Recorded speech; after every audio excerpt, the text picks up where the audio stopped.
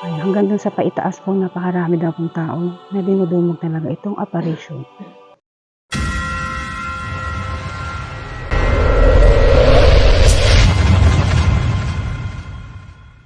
Ang apparition po sa Agoo La Union ay hindi po biro. Maraming naniniwala at marami ring hindi naniniwala sa mga pagpapakita ng mahal na Birhen. Pero ang pinaka-importante dito ay nakita ang pananampalataya ng mga deboto ng mahal na Birhen. Yung na-interview ko nga na caretaker doon sa apparition, ang sabi nga niya sa akin ay year 2010 namatay na po ang puno ng bayabas. Kaya nilagyan na lang po ito ng imahe doon para palatandaan niya kung saan nagpakita ang mahal na Birhen. Kapag sasakay ka nga ng tricycle mula sa Konsolasyon hanggang sa apparition ay mga 5 to 10 minutes. Ngayong araw nga ay nakalaan ang pagpunta sa apparition. Makikita sa kapaligiran mula dyan hanggang dun sa apparition ang napakaraming mga tao. Sinabi nga noon na 1,000,000 ang nagpuntang mga deboto para magpunta sa apparition. Imagine ninyo kung gaano karami yung mga debotong pumunta rito.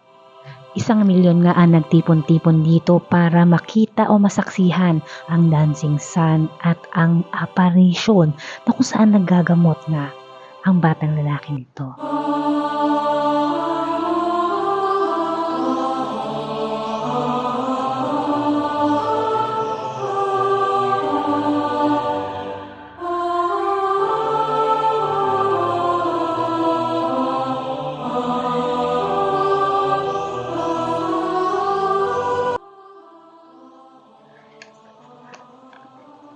Yung balon. Ito na yung balon.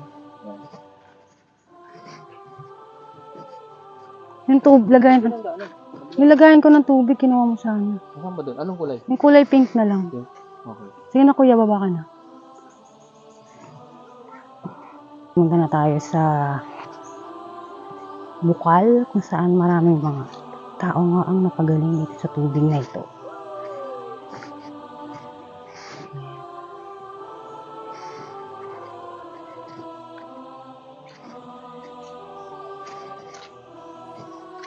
Saan yung Bukal?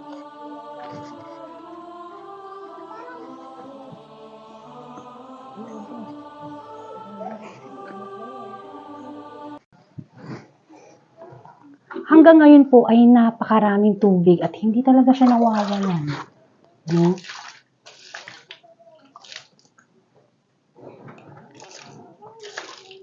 Naniniwala yung mga araw na mga deboto ng aparisyon ay mapapagaling. At meron nga akong na-interview na talagang napagaling kanilang mga sugat, ang kanilang mga karamdam.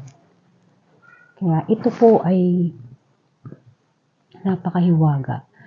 Miracle po nasasabi.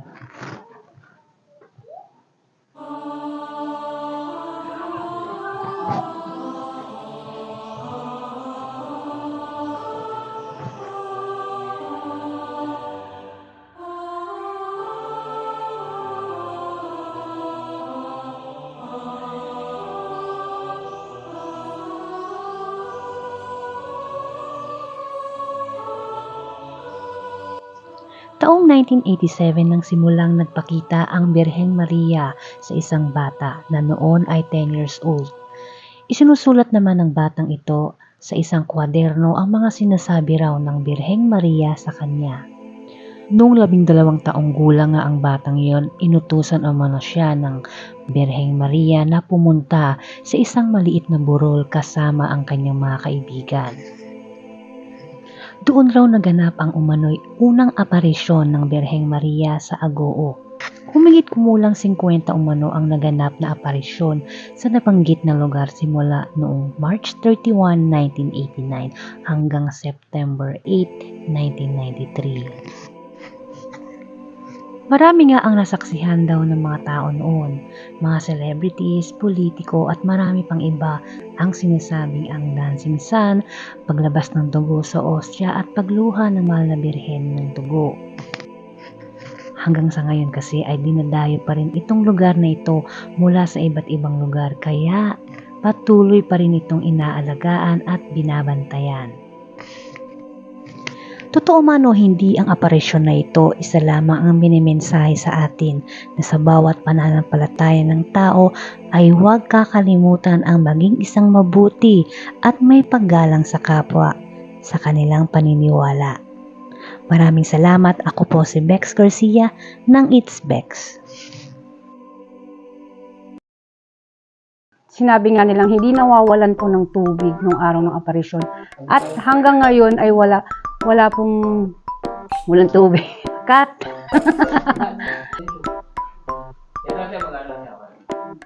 Ay, yung jacket ko.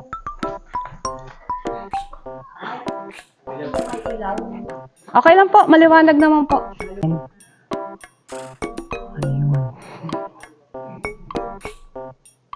Parang may narinig ako.